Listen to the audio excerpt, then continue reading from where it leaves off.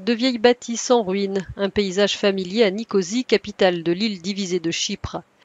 Elles sont les vestiges d'un passé agité notamment par le conflit gréco-turc. Beaucoup de familles ont dû abandonner leurs maisons pour se réfugier au nord ou au sud de l'île.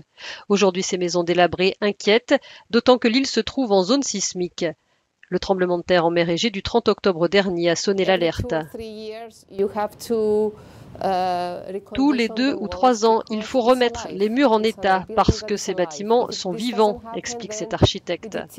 Si on ne fait pas cela, ils se détériorent, surtout quand il y a une fuite. Le pire ennemi de ces maisons, c'est l'eau. Quand l'eau entre, elle fait vraiment de gros dégâts. Il y a 2 ans, un immeuble s'est effondré dans la vieille ville, là où se trouve désormais un parking. Savas Luka possède un commerce en face. Il s'inquiète pour son propre logement. Il se souvient qu'il y avait eu de fortes pluies avant le drame.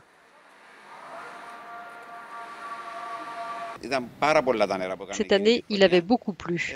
On a averti les pompiers que c'était problématique. Ils sont venus et ont bloqué certaines rues. Lorsqu'on est arrivé le matin, on a vu que tout s'était effondré.